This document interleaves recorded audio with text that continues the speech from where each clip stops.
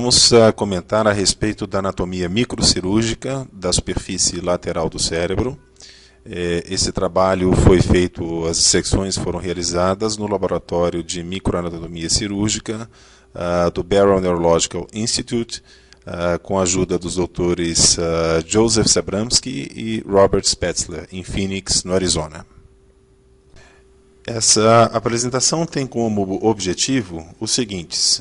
Primeiro, reconhecer os principais sulcos e giros na face lateral do cérebro. Nós devemos saber reconhecer as divisões dos diferentes lobos cerebrais na face lateral do cérebro. Nós devemos ainda reconhecer as relações dos ossos que fazem parte da abóbada craniana e os lobos cerebrais subjacentes. E reconhecer ainda as artérias e veias que trafegam na superfície lateral do cérebro. Essa é uma foto de um modelo anatômico que mostra uma situação que para nós, neurocirurgiões, ela seria ideal, em que nós pudéssemos ver os ossos da abóbada craniana e os ossos da base do crânio de uma forma semi-transparente. E que nós pudéssemos, através desses ossos, olhar ainda para a superfície lateral do cérebro e ver as áreas eloquentes já marcadas. Mas a realidade clínica não é bem assim.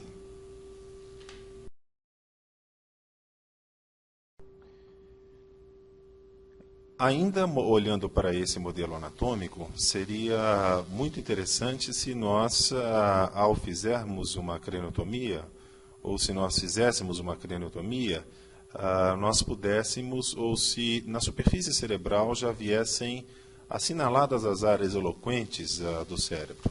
Por exemplo, como nós vemos nesse modelo anatômico, em azul, nós temos o córtex somestésico primário, logo à frente a ele nós temos a área motora primária, no giro frontal inferior nós vemos a área de Broca, e no giro temporal superior nós vemos a área auditiva primária correspondente ao giro de Herschel. Mas o cérebro não vem com essas, apesar desses sistemas muito diferentes, morfologicamente na superfície cerebral, nós não conseguimos distinguir exatamente qual é a localização anatômica desses sistemas fisiológicos diferentes.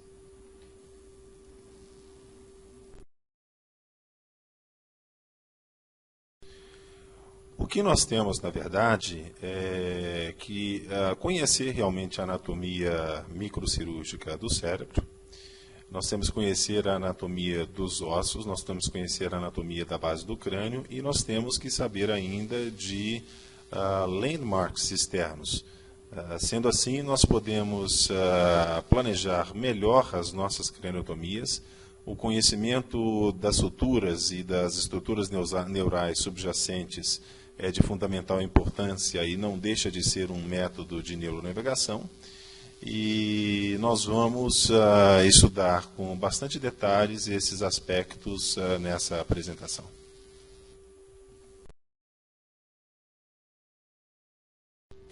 Uma dificuldade que nós temos quando nós estudamos os livros de anatomia é que o cérebro ele vem numa seção diferente. As artérias elas são tratadas de forma diferente e isoladamente, o mesmo acontecendo com os ossos e com as veias. Num procedimento neurocirúrgico, nós precisamos saber das relações entre ventrículos, sulcos e giros, artérias, veias, nós precisamos saber as relações da base do encéfalo com a base do crânio, e, portanto, essa é a informação que interessa e que nos é útil durante os procedimentos neurocirúrgicos. Então, por isso, em nada adianta nós estudarmos em uma sessão a morfologia dos sulcos e giros, em uma outra sessão as artérias, em uma outra sessão as veias. Nós temos que ter uma noção tridimensional das relações entre esses diferentes sistemas que, na verdade, coexistem juntos.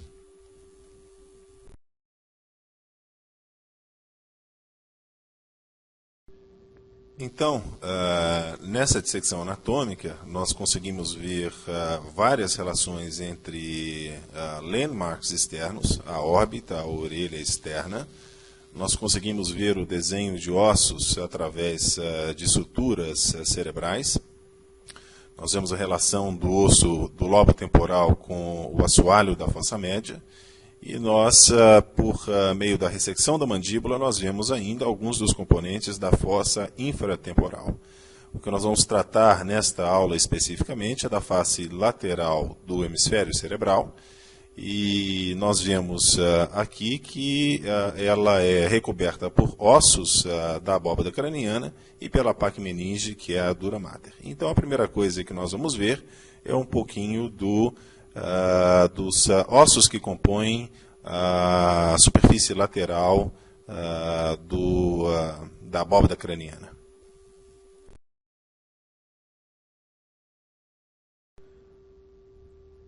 Nesse slide, nós estamos vendo os ossos que compõem a abóbada craniana. Nós estamos vendo um espécime numa vista em perfil, no lado esquerdo. E nós vemos que a superfície lateral do cérebro ela é recoberta pelo osso frontal. Ela é recoberta ainda pelo osso parietal.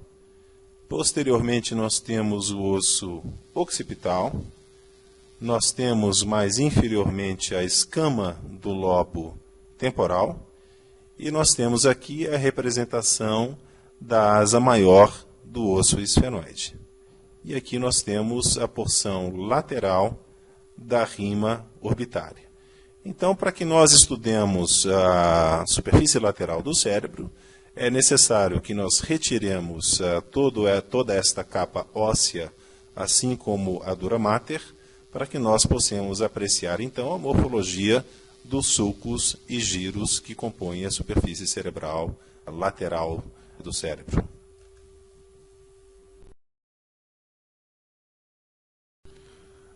Ao retirarmos a capa óssea e a pacmeninge, nós vamos ver que a superfície lateral do cérebro contém artérias e contém veias. Essa não é a forma ideal de nós estudarmos a morfologia sulcal e giral da superfície lateral. E, então, antes de nós adicionarmos as artérias e as veias, nós vamos retirá-las a fim de podermos apreciar com mais detalhes apenas os sulcos e os giros que compõem a superfície lateral do cérebro.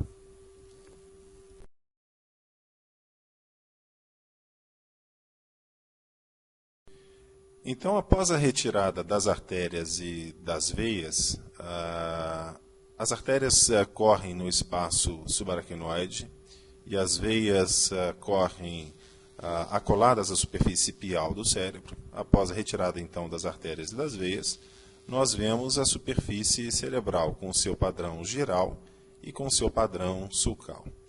Nós estamos vendo um espécime anatômico do lado esquerdo, nós estamos vendo um hemisfério cerebral esquerdo, onde o lobo frontal está à esquerda, a ponta do lobo occipital está à direita, e nós vemos que, em uma primeira instância, isso parece uma perfeita anarquia.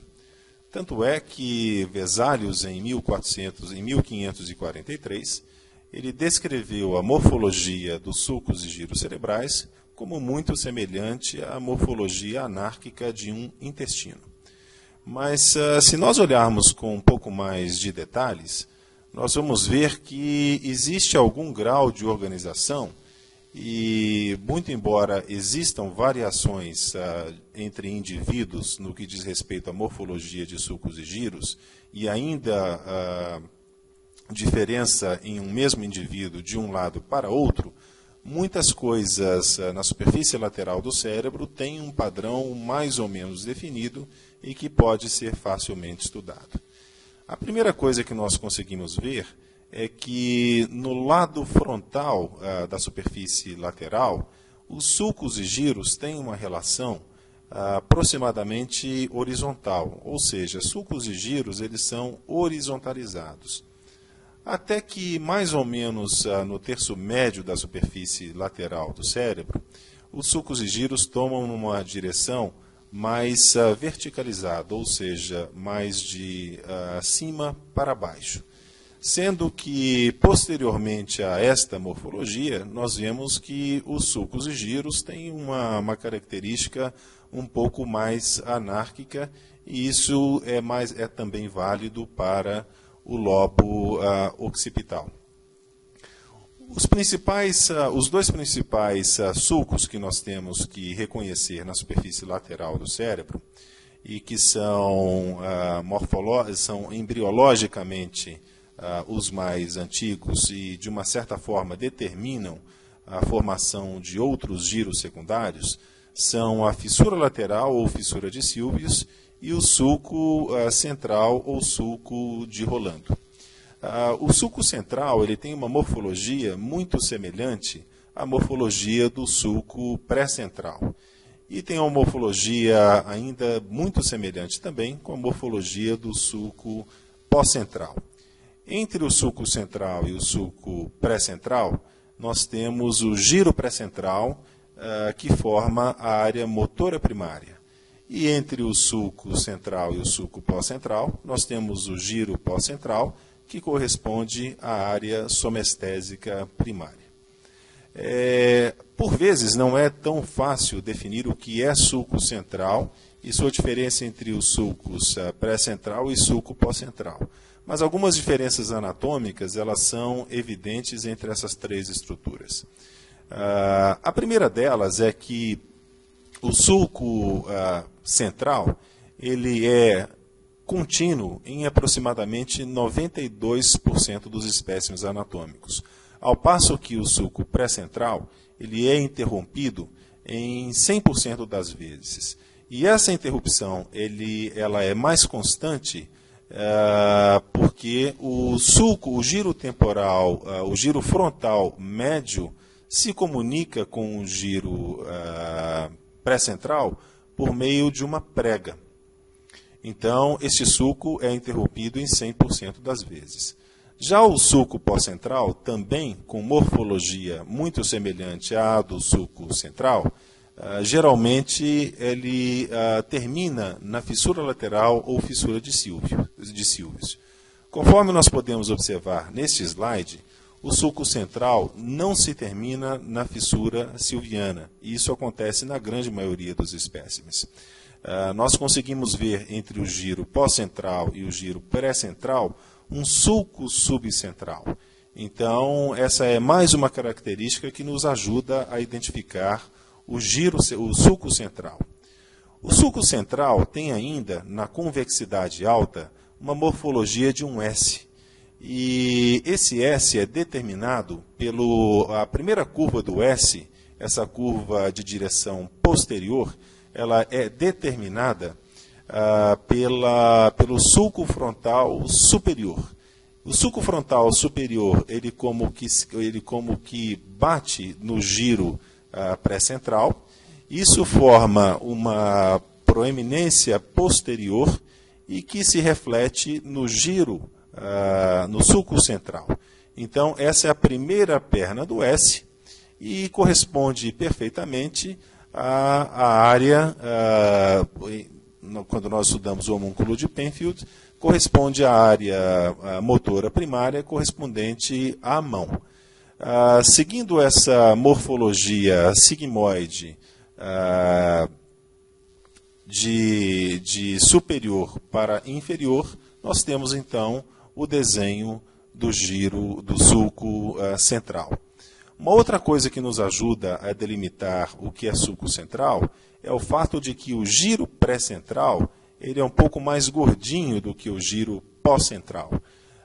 Em média, a espessura do giro central, do giro pré-central, é de 13 milímetros, ao passo que o giro pós-central é um pouco mais magrinho e tem aproximadamente 11 milímetros de espessura. Então, se nós estamos olhando para a superfície lateral do cérebro e nós vemos três giros, mas sendo que nós estamos vendo três sulcos, mas sendo que um sulco mais anterior é mais gordinho e outro mais posterior é um pouco mais afilado, muito possivelmente esses dois giros estão fazendo parte dos lábios do sulco central.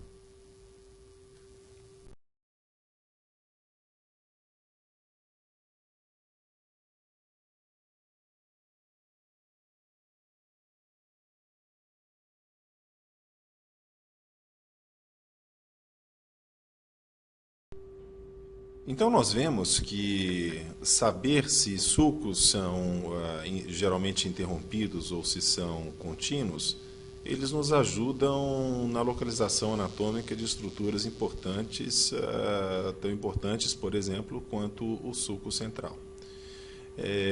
Alguns sulcos eles são geralmente contínuos, tanto na superfície lateral quanto na superfície basal e mesial ou medial do cérebro. O sulco central ele é contínuo em 92% das vezes. A fissura silviana ela é contínua em 100% das vezes. O sulco colateral, que se localiza na base do lobo temporal, ele também é contínuo em 100% das vezes. O sulco do caloso ele é 100% das vezes contínuo. Isso localiza na superfície medial do cérebro. O sulco calcarino também é contínuo em 92% das vezes, assim como o sulco parieto-occipital e o sulco olfatório são contínuos em 100% das vezes. Então, eu acho que vale a pena memorizar estes sulcos que são, na grande maioria das vezes, contínuos. E nós vamos ver alguns sulcos que nós temos particularmente 2 sulcos que são 100% das vezes interrompidos. Então nós temos aqui uma informação que é importante, a de que o sulco pré-central é interrompido em 100% das vezes. Na grande maioria das vezes ele é interrompido por uma prega de passagem na metade de sua extensão. Essa prega de passagem ela é uma comunicação entre o giro pré-central e o giro frontal médio. Assim como o sulco temporal inferior, ele é interrompido em 100% das vezes. Existem outros sulcos que são geralmente interrompidos, outros sulcos que são um pouco mais contínuos. E aqui nós temos algumas estatísticas em relação ao sulco frontal superior, em relação ao sulco frontal inferior, em relação ao sulco pós-central, sulco intraparietal e assim por diante. É claro que saber esses números não vai acrescentar muita coisa em relação ao procedimento cirúrgico. Existem, para aqueles que são interessados ou que estiverem interessados nesse assunto, existem atlas específicos que trazem essas informações, mas isso me parece não ser necessário, mesmo porque a identificação intraoperatória de todos os sulcos e giros ela é praticamente impossível durante um procedimento neurocirúrgico. Nós estamos vendo aqui o mesmo hemisfério cerebral esquerdo que nós vimos agora há pouco, só que a angulação deste hemisfério tornou um pouco mais evidente a morfologia do sulco central. Nós estamos vendo então que o sulco central ele tem uma direção póstero-anterior, súpero-inferior. Ele se inicia na margem superomedial do hemisfério cerebral e vai se terminar na convexidade baixa, junto ao sulco subcentral. E ele é contínuo em 92% das vezes. Então vejam que esse sulco, na grande maioria das vezes, ele é contínuo. Comparem com o sulco pré-central, que é interrompido em 100% das vezes, geralmente por uma prega de passagem, que é a comunicação entre o giro frontal médio com o giro pré-central. Então, apesar da morfologia muito semelhante entre os giros pré-central e pós-central, existem diferenças anatômicas que nos permitem, com uma certa certeza, dizer qual é o giro central. A morfologia sigmoide do giro do sulco central, ela é determinada pelo sulco frontal superior, que determina uma proeminência de curva posterior em relação ao giro, ao sulco central. Então, nós temos essa deflexão posterior na convexidade alta no giro, no sulco central. E após essa deflexão posterior, existe uma outra deflexão mais anterior. E após essa deflexão anterior, o sulco central segue sua direção inferior e anterior até se terminar no sulco subcentral. Ou prega de passagem inferior ou prega rolândica frontoparietal inferior.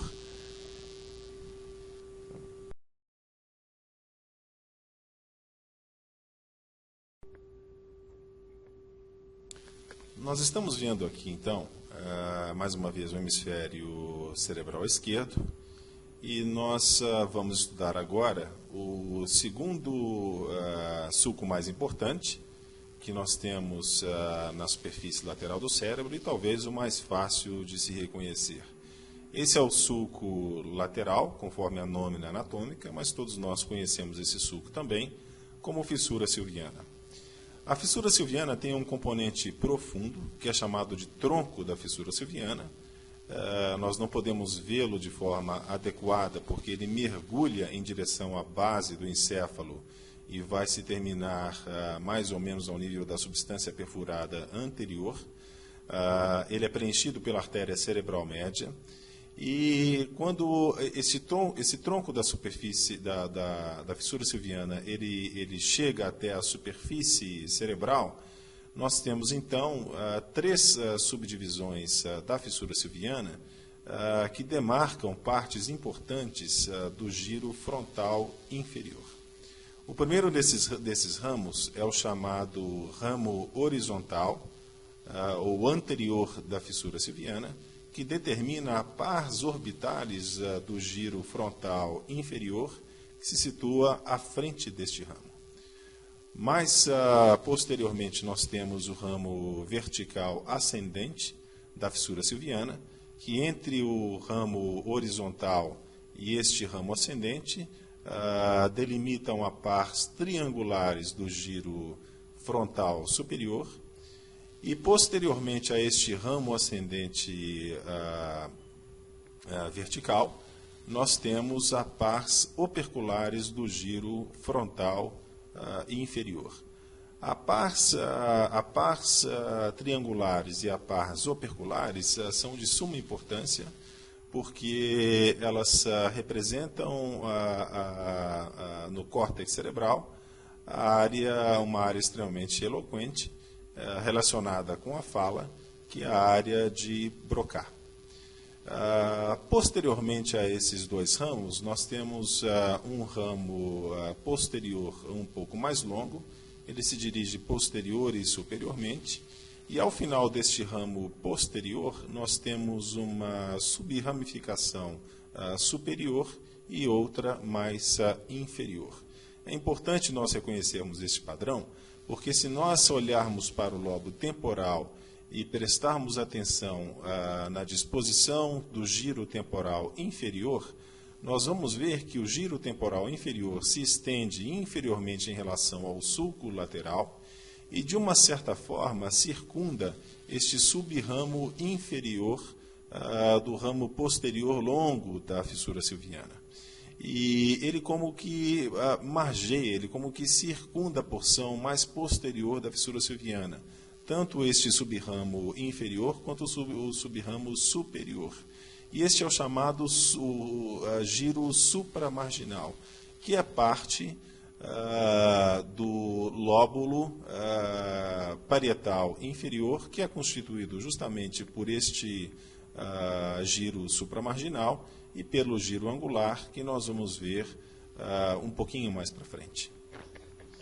Uma outra coisa que é importante nós vermos é que, se nós seguirmos o giro temporal superior, nós vamos ver que ele é mais ou menos plano, até que nós conseguimos ver uma elevação, uma pequena protuberância na sua superfície superior, que geralmente corresponde ao giro pós-central.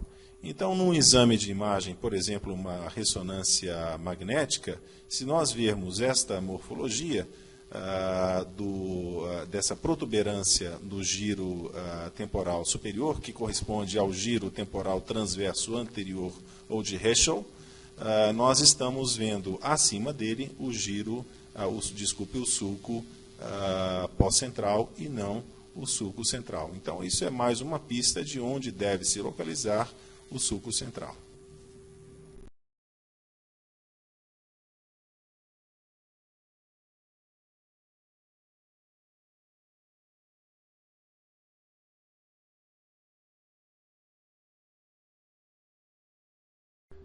Bom, nós vamos tentar agora fazer a divisão dos diferentes lobos na superfície lateral do cérebro.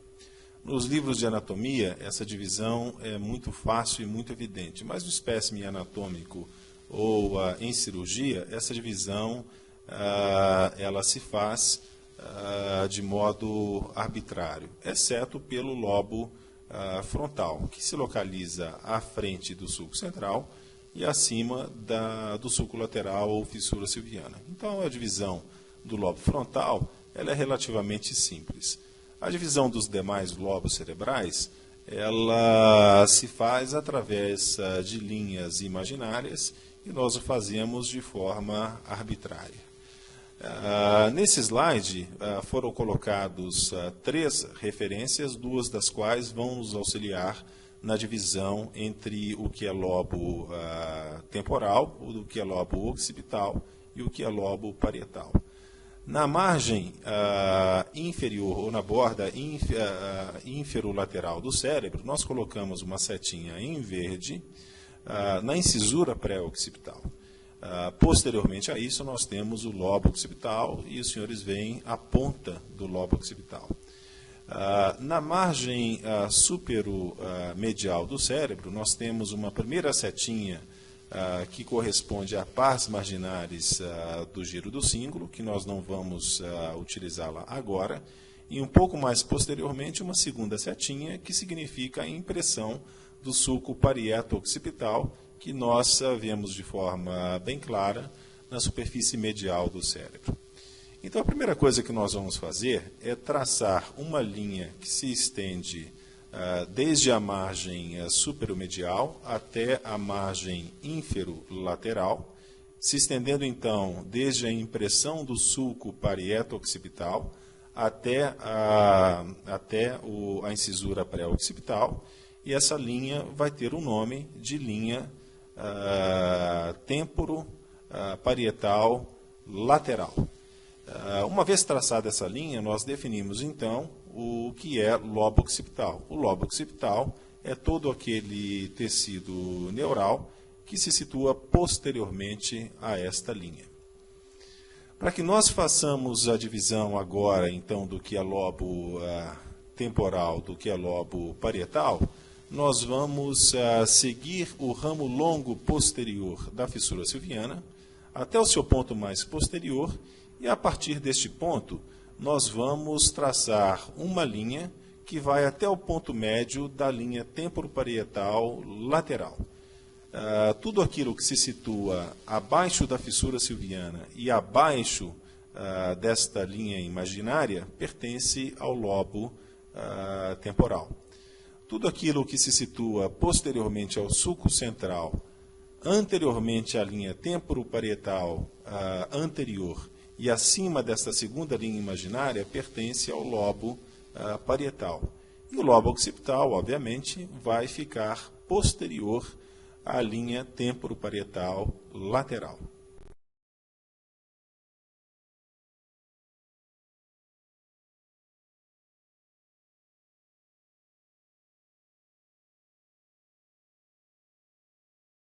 Então, isso daqui é só para fixação da informação. Nós vemos o lobo frontal à frente do sulco central e acima da fissura silviana. E nós vemos aquelas 2 linhas imaginárias que nós já mencionamos anteriormente. A primeira linha ela é traçada desde a impressão do sulco parieto-occipital, evidente na margem medial do cérebro. e ela se estende, então, até a incisura pré-occipital. Tudo que está localizado posteriormente a esta linha pertence ao lobo occipital. Nós traçamos, então, uma segunda linha que vai desde a porção mais posterior, desde a parte mais posterior do ramo posterior longo da fissura silviana, e essa linha ela vai até o ponto médio da linha temporo-parietal lateral. Tudo aquilo que se situa à frente da linha temporo-parietal lateral e inferior a esta segunda linha imaginária pertence ao lobo temporal. E tudo aquilo que se situa à frente da linha temporo-parietal lateral, posteriormente ao sulco central e superior a esta segunda linha imaginária, pertence então ao lobo parietal. Então, só para fixação da informação, essas linhas foram traçadas.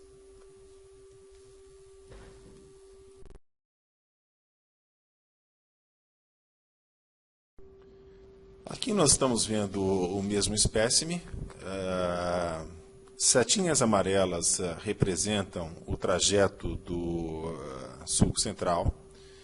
E nós vamos ver agora a disposição dos sulcos e giros do lobo temporal. O que é basicamente bastante fácil de ser feito. O lobo temporal tem 3 giros e 2 sulcos. Nós temos o giro temporal superior, o giro temporal médio e o giro temporal inferior, sendo que esse último faz parte tanto da superfície lateral do cérebro quanto da superfície basal do cérebro. Nós temos um sulco temporal superior e um sulco temporal inferior. É interessante notar que, se nós seguirmos posteriormente o giro temporal superior, nós vamos acabar por encontrar aquele giro que circunda a porção posterior da fissura silviana, ou giro supramarginal, que é um dos componentes do lóbulo parietal inferior, assim como o giro angular, conforme nós vamos ver daqui a pouco. E se nós seguirmos o sulco temporal superior, nós vamos ver que ele geralmente se bifurca ou se trifurca.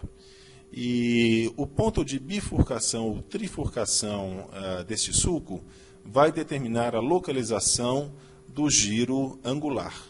E o giro angular é o segundo componente, ou segundo sulco de morfologia complexa e variável, que também é um dos componentes do lóbulo parietal inferior.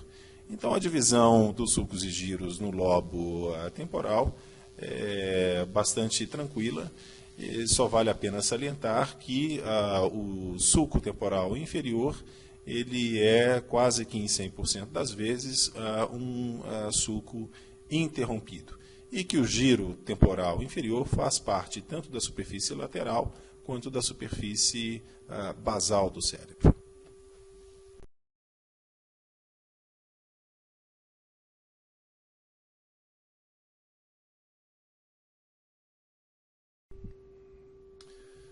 Nós estamos vendo mais uma vez o hemisfério cerebral do lado esquerdo e nós vamos tentar definir os sulcos e giros do lobo frontal.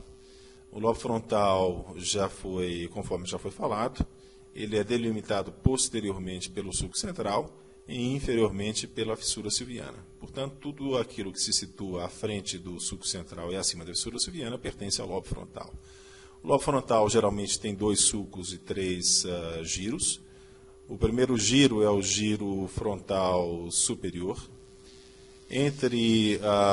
Abaixo do giro frontal superior nós temos o sulco frontal superior. Entre o sulco frontal superior e inferior nós temos o giro frontal médio. E abaixo do giro frontal superior, abaixo do sulco frontal superior, nós temos o giro frontal inferior. Por vezes existe uma conformação intrasulcal no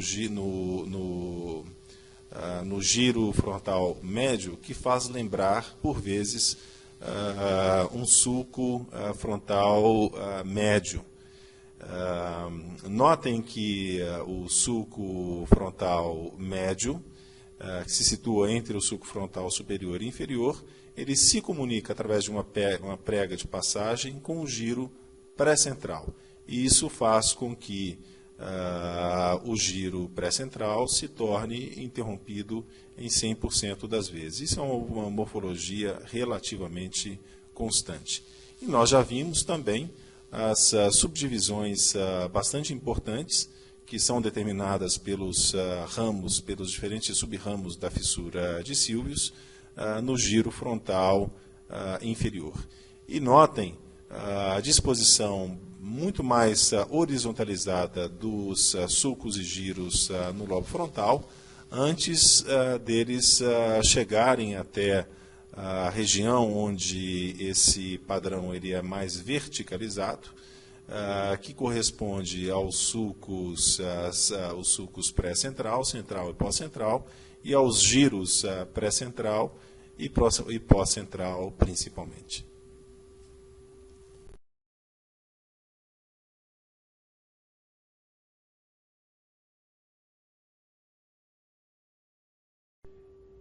Esse slide é só para demonstrar ou para confirmar que a direção dos sulcos e giros no lobo frontal é mais horizontalizada. Foi ressecado o giro frontal médio, e os senhores veem então que o sulco temporal superior, a raiz do giro frontal médio, assim como o sulco frontal inferior, eles têm uma direção antero-posterior, bastante mais horizontalizada.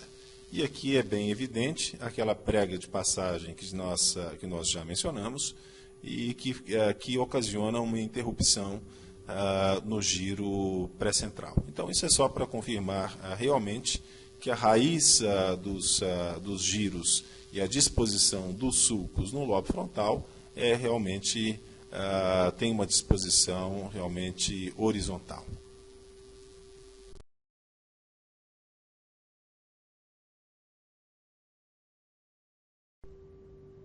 Nesse slide, além da ressecção, além da remoção do giro frontal médio, o giro frontal superior também foi ressecado. E nós fizemos um corte horizontal, mais ou menos ao nível do sulco limitante superior da ínsula, e nós encontramos uma cavidade que corresponde ao corno frontal do ventrículo lateral.